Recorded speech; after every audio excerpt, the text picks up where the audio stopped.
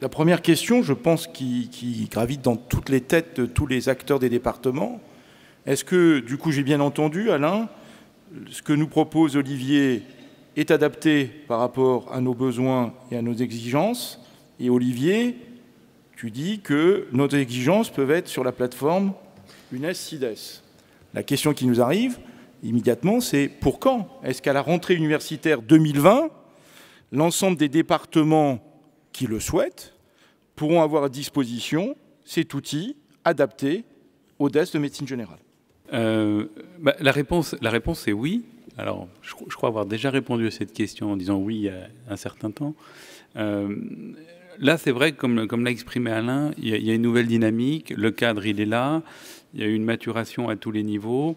Ce que je vous ai présenté avec mes petits éclairages, les petites lumières là, vertes, oranges et rouges, c'est vraiment un reflet de la réalité. Donc, du coup, je pense que très rapidement, on va pouvoir présenter l'outil de stage. Même pour les départements volontaires et dynamiques, on peut imaginer ça pour le stage qui vient. Et se donner comme objectif que tous les départements soient opérationnels à la rentrée prochaine. Ça veut dire qu'ils sont allés sur la plateforme, qu'ils l'ont appropriée. On a mis à disposition de très nombreux tutoriels. Nous, avec Alain et le groupe en question, on doit paramétrer un certain nombre de choses. Je pense qu'on aura un soutien au moins des 2 départements qui se sont exprimés tout à l'heure. Il y en a sûrement d'autres. Donc si la dynamique est collective, si on est bien d'accord sur le fait qu'on met en place l'outil stage, les racks avec le tableau de bord, le journal de bord, et qu'on est bien d'accord là-dessus. Mais moi, je reste optimiste, j'aurais toujours été, sur le fait qu'à la rentrée prochaine, on aura même l'outil de formation hors stage à disposition de ceux qui sont là, qui sont d'accord. Merci. Hélène Carrier du département de Marseille. J'avais une question toujours sur la plateforme CIDES et le module des stages, puisque vous nous dites que probablement, si on se lance au prochain choix de stage, on pourra intégrer le prochain choix sur cette plateforme. Est-ce que c'est quelque chose qui se fera directement par les départements ou est-ce que c'est conjointement avec l'ARS? Il faudra que ça passe par l'ARS, Imhotep, et ensuite implémentation. Et j'ai un complément de question derrière moi. J'en profite parce que je fais partie du même département. En pratique, pour vous donner un retour du terrain de la semaine dernière, je suis allé voir une personne de la scolarité parce que j'étais surpris moi, de recevoir une évaluation de stage papier pour mon interne précédente que j'avais déjà évaluée dans CIDES. Il fallait le refaire en papier. Elle m'a expliqué que le problème, c'est que la gestion des stages, la base d'Imhotep, elle est toute pourrie. Il y a des terrains de stage qui n'apparaissent pas. Du coup, c'est un bordel monstre. Et elle me dit, en gros, on est revenu au papier en attendant que ça fonctionne. Alors la question, c'est, sur un plan technique, est-ce que c'est structurellement, est-ce que c'est Imhotep qui sera toujours existant et qui sera synchronisé, injecté dans CIDES? Mais du coup, est-ce qu'il y a un travail conjoint avec les ARS pour que les bases Imhotep soient propres? Ou est-ce que ça sera d'autres bases de données pour la gestion des stages? Il y a un truc technique qui... Voilà. Oui, alors... Et Marseille, on est motivé pour votre truc. Voilà. Super, super. Pour répondre à votre question, nous, la plateforme, elle était faite pour récupérer les données des ARS sur Imhotep et d'incrémenter automatiquement les stages. C'est-à-dire que l'interne, automatiquement, devait se retrouver au bon endroit, etc. Ça fonctionne très bien. Sauf qu'on n'avait pas imaginé le contenu de la plateforme Imhotep et à quel point c'était un désastre. Vous avez des fautes de frappe, vous avez des villes qui n'existent pas, vous avez etc., etc.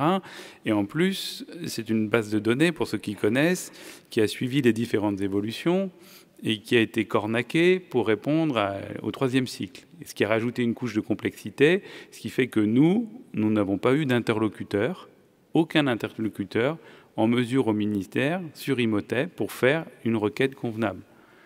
Et donc, cet état de fait, c'est un état, voilà, c'est comme ça. Et donc, c'est pour ça qu'Imhotep va disparaître. C'est pour ça qu'on prend le relais. Alors ça, je ne sais pas dans quel délai, mais juste pour vous donner un ordre de grandeur, on vient de signer une convention avec la DGOS, donc convention publique-publique, GIP UNES et la DGOS, qui nous permet de financer 5 ingénieurs plein temps, uniquement sur cette mission-là. Voilà. Donc on a commencé les recrutements et les ingénieurs que débutent le début janvier. Donc je ne peux pas vous garantir, parce que je ne connais, on a vu l'ampleur des dégâts sur Imhotep, mais le temps de rectifier tout ça, parce que la souffrance dont vous parlez, elle existe au niveau des ARS aussi, et finalement, c'est toute la chaîne qui est impactée par ça. Donc oui, on se donne les moyens de le faire, et on aura besoin aussi de départements volontaires pour justement participer à des tests, etc., sur ces questions-là. Mais lorsqu'on aura atteint notre objectif, l'inscription à l'ARS, avec les choix qui auront été faits en plus dématérialisés, générera automatiquement le stage au bon endroit dans la plateforme avec le bon responsable de stage. Vincent Miramont, Sorbonne Université. Une question plus générale autour de la certification. Est-ce que d'autres corps de métier rencontrent la question de la certification? C'est-à-dire que nous, médecins, on est très soucieux de la compétence du médecin, pour une dimension universitaire et sociétale probablement. Mais est-ce qu'il y a d'autres champs, d'autres métiers pour lesquels une certification aussi poussée, j'ai envie de dire, existe? Si on regarde les travaux québécois, il y a eu des travaux de certification sur les infirmières, il me semble. Il y a une participation, peut-être pas en France, mais dans d'autres pays. Moi, est-ce qu'au sein de l'UNES, il y a d'autres disciplines qui sont déjà au stade de la certification? Non, ben on est novateur alors. Ouais. À ma connaissance, effectivement, la difficulté, c'est l'idée de ce qu'on va parler tout à l'heure dans la table ronde de la responsabilité sociale, c'est-à-dire que les médecins, la santé en général, depuis très très très longtemps, il y a une demande sociétale, mais qui devient maintenant beaucoup plus importante et présente de pouvoir avoir la certitude que les soignants sont bien formés, sont compétents et ont la possibilité de répondre aux missions pour lesquelles ils sont formés. Mais c'est vrai que dans d'autres disciplines, j'imagine qu'il y a des demandes aussi, mais moi je ne connais pas de référentiel en tout cas de ce type. Il y a certainement je n'ai pas été étudié, mais une certification des pilotes, hein, puisqu'ils ont des épreuves de validation, de conduite, et d'avion, d'adaptation aux nouvelles technologies, etc., avec des plans de recertification tous les 3 ans. Hein, donc ça, je sais, mais voilà. Merci. Éric Méner pour la fac de Rennes. Je me demandais, mais j'ai sans doute des collègues qui sont dans le même questionnement, comment ça se passe pour les DMG qui, depuis plusieurs années, sont organisés pour avoir un outil informatique qui fonctionne, qui marche, dans lequel on a beaucoup investi de temps, d'argent. Et là, donc, il faut qu'on laisse tout tomber pour utiliser ce nouvel outil qui ne marche pas encore très très bien. Enfin, c'est pas très encourageant tout ça quand même. Enfin, je voulais avoir votre avis. Et comment est-ce qu'on va devoir faire des doubles saisies aujourd'hui, quand on a un jury de DES, si on veut avoir accès au dossier de l'interne? Alors, aujourd'hui, on a tous sur le même dossier informatique, accessible depuis le bureau où on est. Il y a quelques mois encore, il fallait aller récupérer des papiers à la scolarité, comme à Marseille. Il fallait aller chercher des attestations à droite, à gauche, pour avoir un dossier incomplet. On a un petit peu l'impression de toujours ramer, et on n'a pas les moyens de ramer, quoi.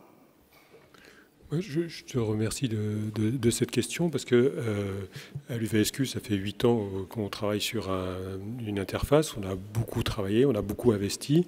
Et l'idée, c'est qu'aujourd'hui, on puisse avoir quelque chose de plus collectif, quelque chose qui soit évolutif et quelque chose qui puisse nous permettre de continuer à progresser, et en apprenant et en s'inspirant de toutes les idées et de toutes les avancées que vous avez mis en place dans vos propres DMG. Moi, j'avoue que notre interface qui progresse toujours. On n'a pas les moyens de l'UNES, de toute évidence, pour pouvoir avancer aussi vite. On n'a pas 5 ingénieurs à contacter quand on a un souci ou une évolution à avoir.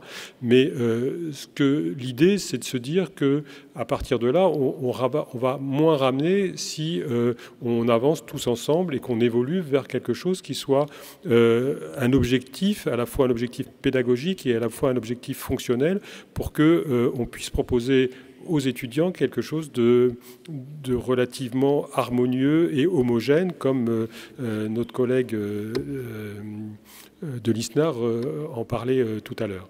Voilà. Et d'ailleurs, moi, ce que je propose d'ailleurs au présent, c'est que le groupe de travail n'est pas encore complètement finalisé. Il y a encore des places à prendre, et puis c'est bien que chacun d'entre vous puisse s'y investir pour qu'on ait une vision la plus globale de ce qui se passe sur le territoire. Moi, j'avais essayé d'interroger les directeurs de l'ensemble des DMG pour savoir où vous en étiez par rapport à cette problématique-là.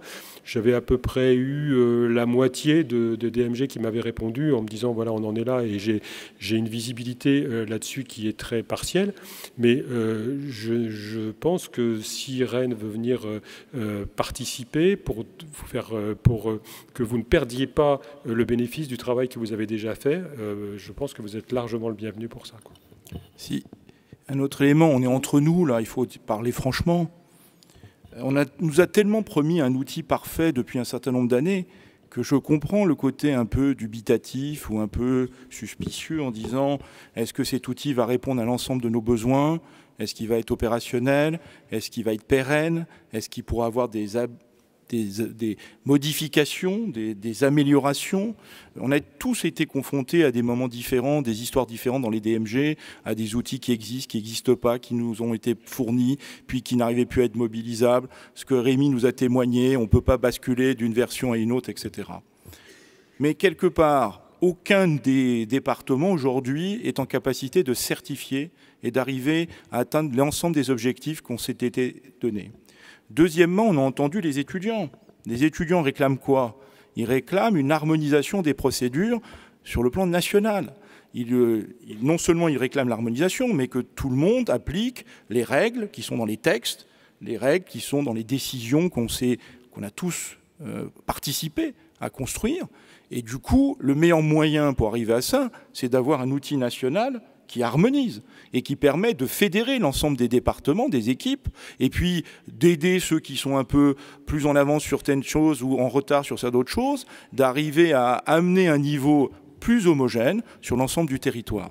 Donc, c'est vrai que si vous avez des outils qui vous donnent satisfaction, et Alain, il a un outil, je lui envie de tous les jours, mais c'est le moyen d'arriver à mettre ça à la collectivité, à donner ça à la collectivité, mais que vous soyez suspicieux, que vous n'abandonniez pas vos outils dans un premier temps, ça me paraît évident, mais à un moment donné, il va falloir basculer. Parce que si on ne fait pas le geste, le mouvement, voilà, et ça ira pas. Max Budowski, Paris 7. Bon, moi je trouve que c'est génial d'avoir un outil national, ça il n'y a pas de souci, à condition que ce ne soit pas un grand machin qui marche comme a marché l'outil des ARS, ça il n'y a pas de souci. C'est difficile, tu as vu combien de temps on a mis? 20 ans, nous à peu près, pour déjà, au niveau de l'Île-de-France, d'avoir un front commun sur ce sujet. C'est très long parce qu'on a été très indépendants les uns des autres, et c'est difficile de passer d'un système à l'autre. Je ne sais pas combien de temps on va mettre pour faire passer ce système, le nôtre actuellement, à celui du national. Mais ce qui m'intéresse beaucoup, c'est que ce national puisse, puisqu'il va nous permettre la certification, on puisse en servir par la suite pour la recertification. Parce qu'il nous faudra, bien sûr, un élément de référence par rapport... C'est-à-dire, normalement, on devrait se recertifier tous les 5 ans. C'est ce que dit la loi. Est-ce que ce portfolio, enfin, cette plateforme, sera capable de répondre à cette exigence et comment elle sera disponible et par qui elle pourra être manipulée? Voilà ma question. Je pense que ce sera possible si on arrive à le faire pour la formation initiale. C'est-à-dire que si effectivement on atteint les objectifs qu'on s'est fixés, ce sera naturel. La décision sur le plan des statuts du GIP, la faisabilité, etc., on peut trouver tout à fait sur le plan juridique la possibilité de le faire. Je veux dire, le GIP n'est pas limité à la formation initiale, il peut faire la formation continue. Mais ma réponse, ça va être une réponse plus générale, c'est-à-dire qu'en gros, c'est un véritable sujet de discussion à l'échelle nationale en termes de responsabilité. Donc si la question elle est purement sur l'aspect technique, moi ma remarque c'est si on arrive à le faire en formation initiale eh bien, on aura un outil, et dans la compétition qui va exister autour de ça, il y a des enjeux qui sont importants. C'est-à-dire que si on maîtrise une technologie qui est parfaitement adaptable à ça, on sera en meilleure position dans les discussions, mais probablement aussi, cette certification ne va pas concerner que le monde universitaire. Voilà, il y a plein de questions qui se posent. Mais effectivement, si on arrive à bâtir l'outil tel qu'on l'envisage, de cette plateforme nationale, d'homogénéiser aussi les pratiques, eh bien, ce sera l'outil tout à fait adapté dans la continuité de la recertification. Hein, en sachant que ça serait pas mal que cette recertification reste universitaire, mais ça, c'est juste une remarque personnelle. Bonjour, Édouard Piette, Université de Paris. J'ai une question pour Monsieur Palombi, un peu dans la lignée de la question de Rennes. Donc on entend bien qu'on va avoir un e-portfolio harmonisé sur le plan national, mais on partage certaines inquiétudes parce qu'on a également des outils développés de notre côté. Et alors j'ai entendu quelque chose qui pourrait être intéressant et pour peut-être faciliter cette transition ou même l'utilisation parallèle, en commun d'outils, c'est les possibilités d'interfaçage. Vous n'avez pas trop développé cette partie, qui me semble, moi, fondamentale, dans l'idée de se dire que si on a des outils de suivi de cohorte d'étudiants, de soutenance des DES, qui puissent être en parallèle utilisés du e-portfolio, est-ce qu'on a prévu un interfaçage adapté? Est-ce qu'on peut encore le développer, travailler dessus pour justement utiliser en bonne harmonie nos outils? Alors, nous c'est un positionnement qu'on a. Donc, c'est l'interfaçage entre des plateformes Moodle. Ça, c'est des outils qui existent déjà, qui peuvent effectivement, pour ceux qui le maîtrisent bien, permettre une période de transition. Mais en termes d'interfaçage, il faut un partenariat. C'est-à-dire qu'il faut quelqu'un en face. Donc, nous, on propose de travailler là-dessus, mais pour l'instant, personne nous a vraiment contactés. On a eu ici l'Université d'Amiens, qui nous a contactés pour interfacer pour le 3e cycle. Donc, on est en train d'y travailler. Mais voilà, en gros, la porte est grande ouverte. Si vous souhaitez travailler là-dessus avec nous, eh bien, nous, on est intéressés. Sachant qu'il y a 2 niveaux. Il y a l'interfaçage des plateformes Moodle, voilà, avec d'autres plateformes, mais il y a aussi l'interfaçage avec la base de données dont j'ai parlé un peu succinctement dans le projet CIDES 3.0, qui peut être aussi une alternative dans les échanges de données. Donc, en gros, vous venez me voir et puis avec l'équipe, on voit avec la vôtre comment on peut travailler cette question. Et là aussi, on peut faire peut-être un groupe un petit peu à part par rapport à celui qu'on a défini tout à l'heure là sur le projet, qui serait plus technique. Et il y a peut-être d'autres départements aussi qui seraient intéressés par ça.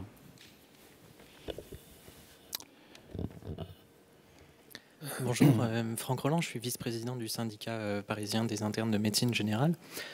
J'avais une question relative aux compétences, notamment au regard du remplacement.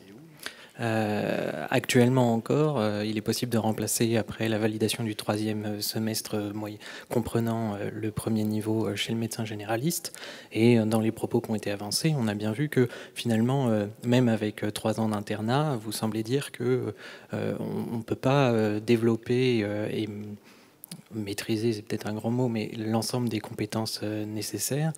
Et je trouve un peu paradoxal de fait de rendre le remplacement plus difficile, puisque on montre déjà que sur un plan de sécurité, il n'y a pas plus d'erreurs chez les remplaçants non thésés que chez les médecins généralistes. Ça leur permet en général de remplacer auprès d'un maître de stage chez lequel ils ont déjà travaillé lors de leur premier stage, ce qui est quand même un environnement qui est plutôt justement encourageant pour développer ses compétences tout au long de son cursus, moyennant en plus un complément de revenu qui n'est pas anodin pour des internes connaissant leur salaire actuel. Donc j'admets que j'ai du mal à saisir finalement cette posture par rapport au fait que c'est quand même une source de développement des compétences. Une source de développement, le fait de remplacer, c'est ça? Oui. Je ne sais pas où vous êtes, hein, je suis désolée. Ah, ça y est, merci. Alors, la difficulté, c'est que, effectivement, dans l'ancienne réforme, puisqu'il s'agissait du résidanat, il avait été dit qu'on pouvait faire, au bout de 3 semestres validés, dont le semestre chez le praticien, on pouvait remplacer. À l'époque, la majorité, en fait, ça arrivait le semestre chez le praticien en 4e, voire 5e semestre, ce qui faisait qu'il remplaçait pas avant le 5e, voire le 6e semestre. Actuellement, 3 semestres validés, dont le stage chez le praticien, en général, ce serait plutôt à partir du 4e semestre. Donc, on n'est pas déjà au même niveau d'expérience. Ensuite, effectivement, si on dit qu'on a une responsabilité sociale et qu'on veut garantir aux patients un niveau suffisant pour s'occuper d'eux sans difficulté, ni pour le médecin qui se lance, ni pour les patients, sachant que moi, j'ai pas de données telles que vous semblez les connaître sur le fait que les remplaçants font pas plus d'erreurs que les généralistes installés. Je ne sais pas le niveau d'ancienneté dans la formation. N'empêche que nous avons quand même une responsabilité sociale pour dire à ce niveau-là, nous, on n'a pas d'inquiétude sur sa capacité à être à peu près autonome.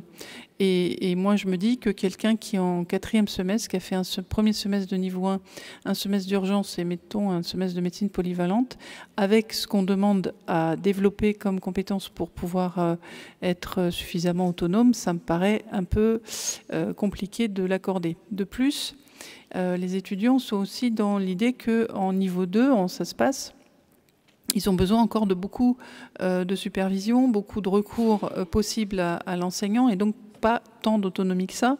Donc c'est un petit peu aussi à se dire que si ça se passe et ils ne se sentent pas complètement prêts à être très autonomes, ça paraît logique qu'ils ne soient pas non plus autonomes pour remplacer.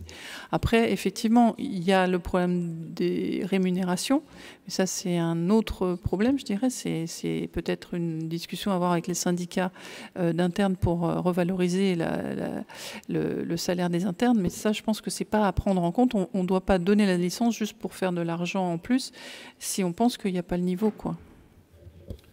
Il y a un complément d'information.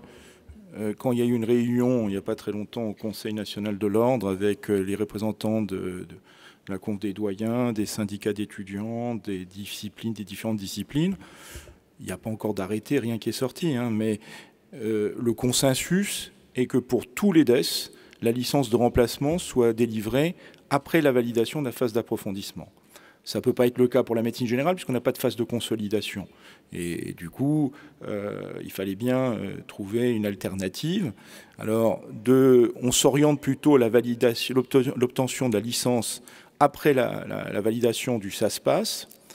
Et ça, on s'était regardé avec les représentants des étudiants en disant ça crée une certaine inégalité quand même parce que certains feront le SASPAS en 5e, d'autres en 6e, mais c'est de fait.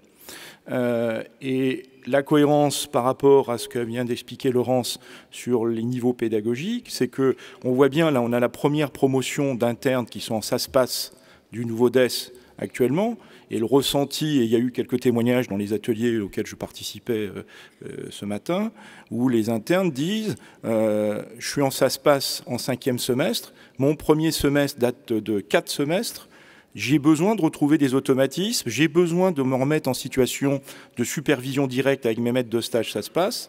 Ça voudrait dire que donc on donnerait une licence de remplacement à des gens qui vont être sans supervision, en autonomie, en responsabilité, alors qu'en venant après en ça se passe, ils ne se sentent pas capables de gérer immédiatement les situations des patients. Donc il faut être quelque part, à un moment donné, cohérent, mais on comprend bien la préoccupation d'améliorer le niveau de vie des internes, et ça, voilà, il faut revendiquer derrière, mais pas au détriment de la sécurité des soins aux patients, et en plus de peut-être aussi de mettre les étudiants en danger en étant en autonomie, en remplaçant, alors qu'ils n'ont pas les compétences suffisantes pour assurer la sécurité des patients.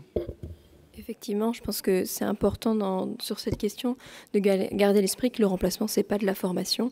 Et surtout dans le contexte de coercition actuelle, qu'on a vraiment besoin de notre formation dans sa totalité. Bonjour, Mathieu Lorenzo, Strasbourg.